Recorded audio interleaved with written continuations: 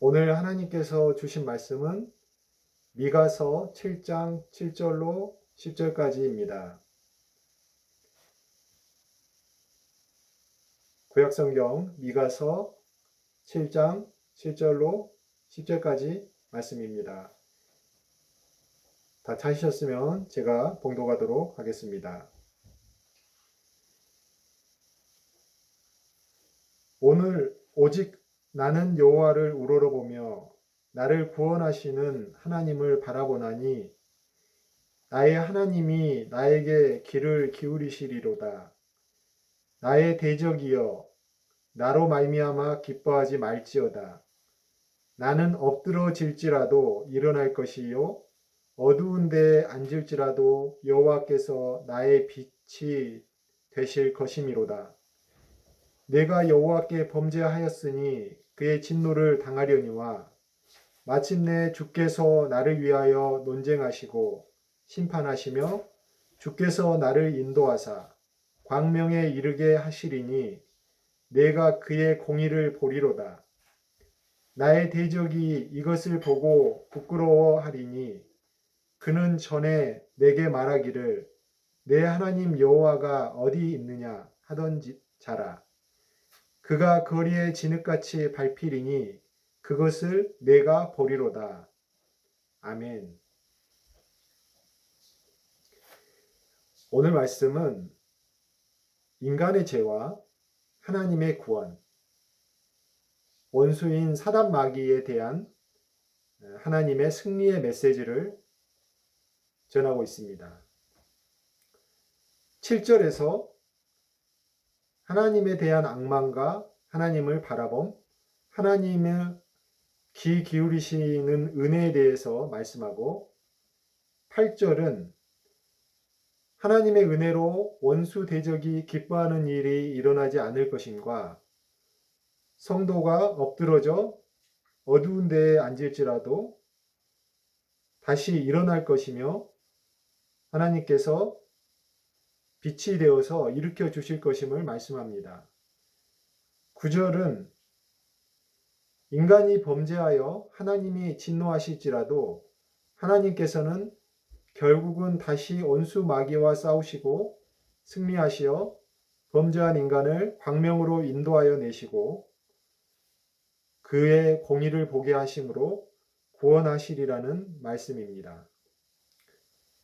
10절은 이러한 하나님의 구원의 결국을 보고 원수 마귀가 인간을 멸망시키려던 자신의 계획이 틀어졌음을 알고 부끄러워하고 결국에는 거리에 진흙같이 밟히는 처참한 패배에 빠지리라는 말씀입니다. 성경의 모든 말씀은 신약과 구약을 불문하고 인간의 죄와 하나님의 구원의 은혜라고 하는 구속사의 말씀으로 이해할 수가 있습니다. 구약에서는 하나님께서 직접 또는 선지자를 통하여 구원의 은혜에 대해서 말씀하시고 또 구원을 이루어 가시며 또 영원한 구원의 완성인 예수 그리스도를 예표하고 또 예언을 하시며 신약에 이르러서는 예언하고 예표하신 예수 그리스도께서 직접 사람으로 오셔서 말씀으로 구원을 선포하시고 또 십자가에 달려 돌아가심으로써 구원을 완성하시고 부활하셔서 하나님 우편에서 구속사의 완성을 이루어 가시며 다시 오셔서 영원한 천국, 궁극적인 구원의 완성을 이루어 가신다는 그런 메시지가 약속되어 있습니다.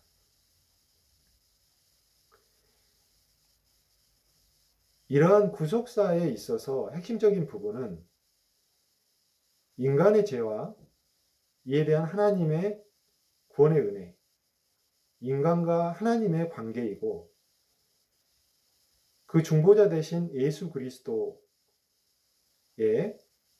역할과 그 사역에 대한 것인데, 복음의 핵심인 인간의 죄와 회개의 부분에 있어서 저희가 빠뜨리기 쉽고 조금 더 자세히 들여다보아야 할 필요가 있는 부분은 사단 마귀의 존재와 그의 역할입니다.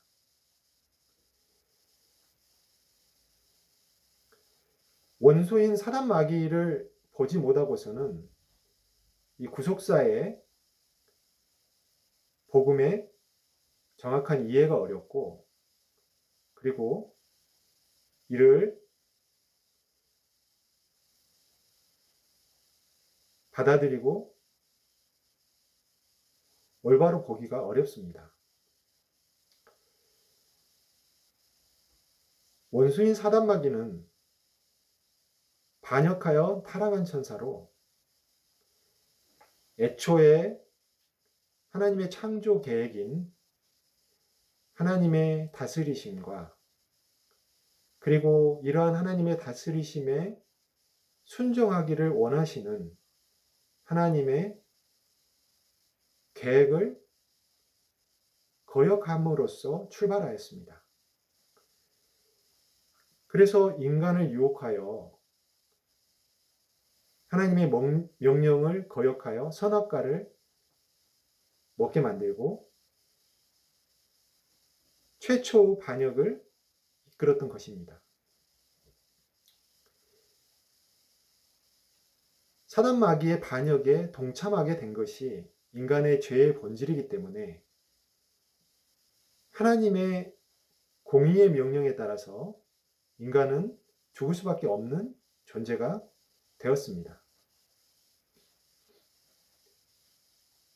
사단 마귀의 반역은 자신이 하나님과 같은 존재가 되고자 하는 그러한 욕망에 근거한 것이었기 때문에 이에 동참한 인간의 원죄도 하나님과 같이 되고자 하는 자신의 소견에 따라 선악간의 판단을 하는 것이었습니다. 원수인 사단 마귀는 인간을 하나님의 통치에서 자신의 통치 아래로 옮기고 그 하수인으로 부리기를 원했습니다. 그런데 하나님은 원수인 사단 마귀를 반역에 대한 대가로서 영원한 멸망에 반드시 처하셔야만 합니다. 따라서 원수인 사단 마귀의 하수인 노릇을 하는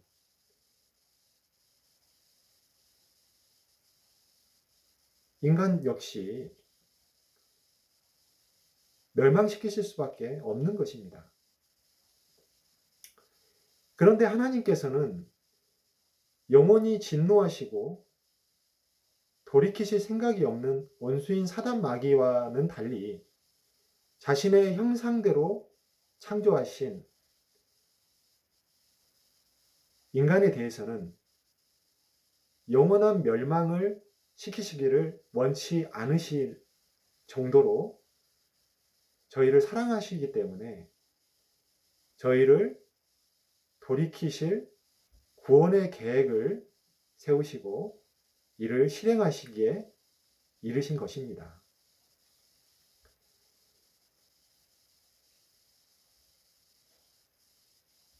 원수인 사단 마귀는 자신의 반역의 졸개가 된 인간들이 하나님께 끝까지 반역하여서 자신과 함께 영원한 멸망에 빠지기를 원하고 그것을 기뻐하고자 하나 하나님께서는 인간을 구원하실 것이기 때문에 결국은 원수인 사단마귀가 기뻐하지 못하게 될 것이며 그 계획의 덧없음으로 인해서 부끄러워하게 될 것이라는 말씀인 것입니다.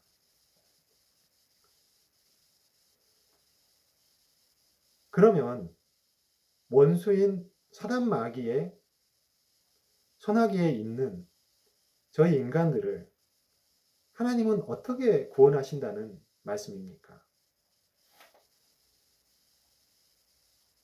그리고 이 과정에서 원수인 사단마귀는 어떠한 반응을 하겠습니까? 하나님은 뜻하신 대로 이루실 분이시기 때문에 하나님의 구원은 전적으로 하나님의 주권에 따라서 이루어지는 것입니다. 우리 인간의 공로가 아무것도 없는 것입니다. 다만 원수인 사단마귀도 가만히 있지는 않습니다. 완전하고 궁극적인 천국의 구속사적인 완성의 전에는 영적인 전쟁이 벌어지게 됩니다. 에베소서 6장 12절을 읽어보겠습니다. 우리의 씨름은 혈과 육을 상대하는 것이 아니요 통치자들과 권세들과 이 어둠의 세상 주관자들과 하늘에 있는 악한 영들을 상대함이라. 아멘. 이러한 영적 전쟁 가운데 하나님은 자신의 백성들을 끊임없이 신실하게 구원하시며 원수인 사단마귀는 끊임없이 구원받은 성도들을 공격하고 또 앞으로 구원받을 성도들을 하나님이 구원하시려고 하는 그 계획을 이루지 못하도록 방해하는 것입니다. 하나님의 구원 사역의 와중에서도 원수인 사단마귀도 쉬지 않고 있는 것입니다. 베드로전서 5장 8절을 읽어보겠습니다. 근신하라 깨어라 너희 대적 마귀가 우는 사자같이 두루다니며 삼킬 자를 찾나니. 사단마귀는 자신의 손에서 벗어나 하나님의 구원으로 하나님의 백성된 자녀라도 다시 삼키기 위하여 두루 다니며 공격하는 것입니다. 믿는 성도들도 이런 사단마귀의 영적 권세를 잘 믿지 않고 또 보지도 못하는 분들이 의외로 많습니다. 저 또한 그랬습니다. 또 지금도 하나님과 성령님의 도우심이 아니면 사단마귀의 공격과 실제를 볼 수가 없습니다. 제가 몇 년 전쯤 아내와 부부싸움을 했을 때입니다. 대부분의 성도들도 그러는 것처럼 그 싸움의 발단은 아주 사소한 말다툼입니다. 그러나 갑자기 화가 너무 났습니다. 그때 저는 참느라고 화장실에 들어갔습니다. 화장실에 들어가서 화장실 세면대 앞에 거울을 쳐다보았습니다. 저의 모습을 보았는데 그 얼굴에 너무나도 화가 난 모습이 보였습니다. 그때 어디선가 저에게 이런 메시지가 울렸습니다. 이건 마귀가 하는 짓이다. 저는 그 소리가 어디서 울리는지 잘 알 수는 없었습니다. 그런데 하나님께서 들려주시는 음성임을 즉시 알 수 있었습니다. 극도로 화난 그 직전까지의 마음이 순간 갑자기 사라져 버렸습니다. 평소 같으면 그 화와 짜증이 좋게 몇 시간은 지나야 풀리고 가라앉았을 것입니다. 심했으면 조금 더 오래 걸렸을지도 모릅니다. 참 이상한 일이었지요. 마귀가 하는 것이라는 그 메시지를 들으니 갑자기 화가 없어지고 마음에는 오히려 기쁨이 일어났습니다. 그리고 입에는 오히려 미소가 띄어지게 되는 것입니다. 저는 나가서 아내의 눈치를 한번 살펴보았습니다. 아내는 아직 가라앉지 않아 있는 듯 했습니다. 그래서 어떡할까 고민을 하다가 그냥 좀 멋쩍기도 했지만 바로 사과를 했습니다. 이게 왜 뭐 그런 일이 많이 있듯이 형식적으로 그 상태를 무마하기 위한 그런 사과가 아니라 마음이 이제 바뀌었으니까 진정한 그 사과로 하니까 그 안에도 그 진심이 느껴졌을 거 아니겠습니까? 그러니까 바로 풀리고 화해가 즉시 바로 이루어졌던 걸로 기억을 합니다. 그 일 이후로는 마귀가 하는 일이 좀 더 잘 보이기 시작을 했습니다. 하나님께서 일하시고 저희 안에서 승리하시기 시작한 것입니다. 물론 완전하지는 못하지요. 화가 계속 아예 안 나지는 않을 것입니다. 그러나 그것이 조금 더 잘 보인다는 것입니다. 마귀의 공격과 하나님의 승리가 오늘의 본문에서 잘 나타나 있습니다. 오늘 미가서 7장 8절에서 나는 엎드러질지라도 일어날 것이요 어두운 데에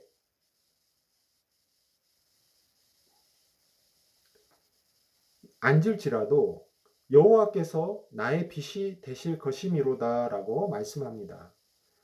여기서 엎드려지는 것은 죄를 짓는 것을 말합니다. 어두운 데에 있다는 것도 죄를 지을 수 있는 상태를 말합니다. 이로 인하여 일시적으로 마귀가 기뻐할 수는 있지만 다시 일어날 것이고 여호와께서 빛이 되실 것이라고 말씀합니다.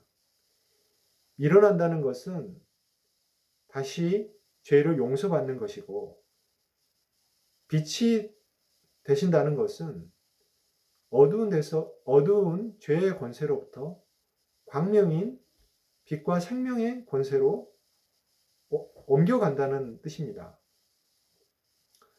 9절에서도 같은 의미를 반복합니다. 여호와께 범죄한다는 것은 마귀의 권세에 영향을 받는 것을 말합니다.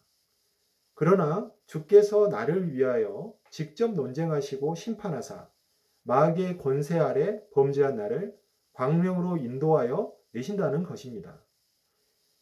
그리하여 하나님의 공의, 즉 구원을 범을 통하여 구원을 이루신다는 말씀입니다. 10절에서는 마귀의 부끄러워함과 궁극적인 패망을 말씀합니다.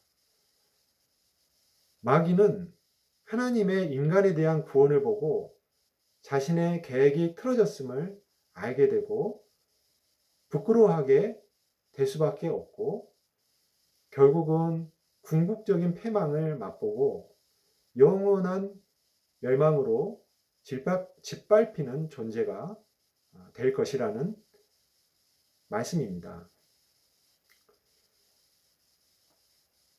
이렇게 살펴본 하나님의 구원의 은혜에 인간의 공로가 있었습니까? 전혀 없습니다. 시편 37편 24절을 보겠습니다. 그는 넘어지나 아주 엎드러지지 아니함은 하나님께서 그의 손으로 붙드심이로다. 아멘.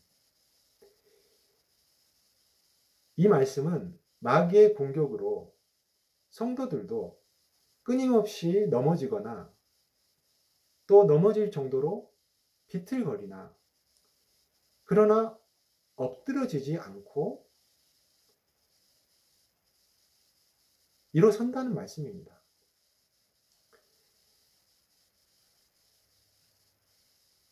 엎드러진다는 것은 죄의 권세에 사로잡혀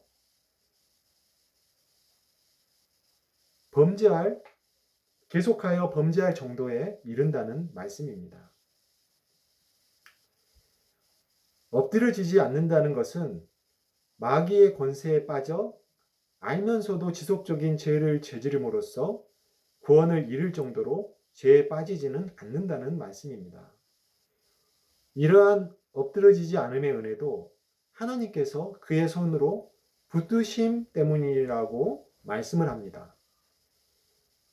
이는 하나님께서 우리의 마음에 좌정하심으로써 죄를 보게 만들고 깨닫게 만드심으로써 구원받은 성도가 다시 죄에 빠지는 것을 방지하시고 또 서로 마귀의 관계를 못 보고 넘어지더라도 즉시 여러 가지 섭리로 깨닫게 하셔서 회개하여 돌이키게 하신다는 말씀인 것입니다. 그러면 저희는 이 과정에서 아무런 할 일이 없는 무인격체이겠습니까? 하나님께서는 인간을 무인격체로 취급하시지 않습니다. 오늘 미가 7장 7절에 보면 오직 나는 여호와를 우러러보며 나를 구원하시는 하나님을 바라보나니 라고 말씀합니다. 저희가 해야 할 일은 하나님께 소망을 두고 하나님을 바라보는 것입니다. 히브리서 12장 2절을 읽어보겠습니다. 믿음의 주요 또 온전하게 하시는 이인 예수를 바라보자 라고 말씀합니다. 예수님은 하나님의 아들이시자 하나님의 본체이십니다. 하나님이신 예수님을 바라보는 것을 하나님께서는 요구하시는데 이는 저희를 인격체로 대우하시는 것입니다. 요한계시록 3장 20절 말씀을 읽어보겠습니다. 볼지어다 내가 문 밖에 서서 두드리노니 누구든지 내 음성을 듣고 문을 열면 내가 그에게로 들어가 그와 더불어 먹고 그는 나와 더불어 먹으리라. 아멘. 하나님께서는 믿음을 강요하시지 않으시며 먼저 음성을 들려주시지만 우리가 문을 열어드려야 우리 안에 들어오신다는 말씀입니다. 하나님께서는 우리에게 구원의 사역을 주권적으로 펼치시지만 우리가 하나님께 소망을 두고 하나님을 바라보고 하나님의 음성을 듣고 문을 열어드려야 우리에게 구원의 통로인 믿음을 주실 수가 있는 것입니다. 그렇게 우리를 또한 인격체로 대우하시고 강요하시지 않는 것입니다.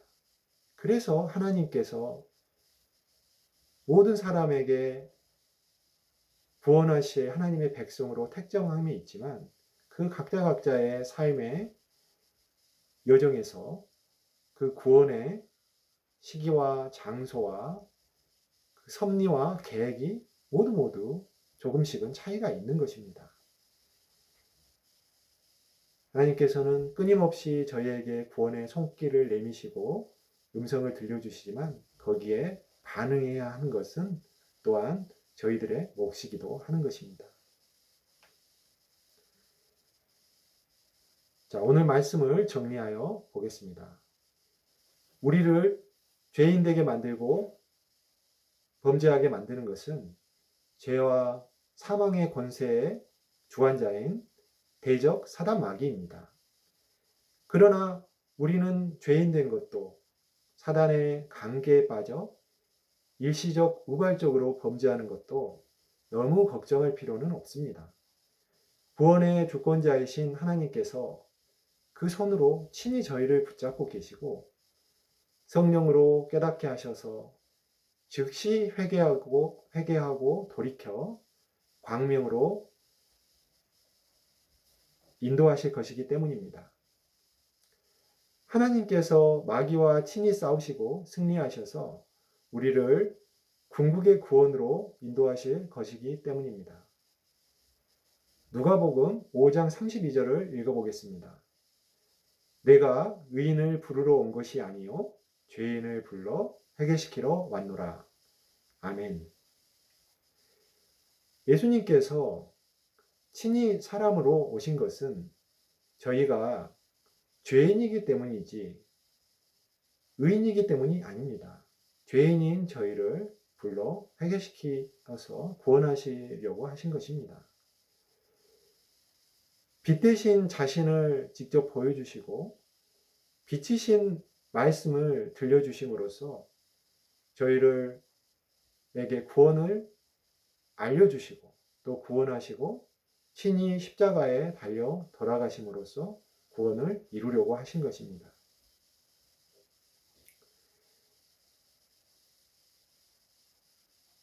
저희가 해야 할 일은 예수님을 앙망하고 바라보며 그 구원의 음성에 저희의 문을 열어드리고 그리고 하나님의 구원의 손길에 저희도 반응하는 것입니다. 저희가 해야 할 일은 이렇게 하나님의 손길에 반응하고 이에 응답하는 것인데 그러나 결국은 이를 통해서 믿음을 주시는 분은 하나님이십니다. 오늘 말씀을 통해서 사단 마귀가 아무리 우겨싸고 삼키려 하여도 결국은 구원하시고 광명한 빛으로 인도하실 하나님의 사랑과 은혜가 구원받으신 성도들과 또 앞으로 구원받으실 분들에게 임하시기를 주님의 이름으로 간절히 축원합니다. 기도하겠습니다. 사랑하는 하나님 아버지, 저희는 항상 죄를 짓고 그리고 죄에 빠져 사는 죄인들일 뿐인 영원한 멸망에 빠질 자들이었는데 하나님께서 이러한 사단 마귀의 죄와 사망의 권세로부터 저희를 긍휼하게 여기셔서 구원의 손길을 친히 펼쳐주시고 또 한 번 펼치신 구원의 손길을 끝까지 그 손으로 붙잡고 계셔서 저희를 다시는 사단 마귀의 죄와 사망의 권세 아래 거하는 자가 영원히 멸망당할 죄인이 되지 않게 저희를 붙잡고 돌이켜 회개하게 해주시니 감사합니다. 하나님, 그러나 저희는 여전히 연약한 그릇들입니다. 저희가 하나님 아버지의 그 붙잡으심과 구원의 그 강력한 손길이 없다면 저희는 또다시 사단 마귀의 죄와 사망의 권세에 그 관계에 빠져 들어갈 것입니다. 하나님, 저희를 붙잡은 손길을 결코 놓지 말아 주시고 주님께서 약속하신 대로 저희에게 주신 보혜사 성령님의 도우심을 통하여 저희가 예수 그리스도와 연합한 자가 되게 하시며 예수님 다시 오실 그날까지 저희가 계속해서 성화되고 거룩한 구원을 계속 이루어 감으로써 그날 영광스럽게 저희가 변화되어 하나님이 거하실 영원한 천국에 저희가 주님 영접받으며 들어가며 그곳에서 영원토록 주님을 찬양하며 살아갈 수 있도록 저희를 붙잡아 주시기를 오늘도 저희 안에 들어오셔서 거하셔서 저희에게 사단 마귀의 관계를 알려주시고 저희에게 죄를 보게 하시며 예수님의 거룩함과 의를 추구하게 하여 주시는 저희의 주님 대신 예수 그리스도의 이름으로 간절히 기도드립니다. 아멘.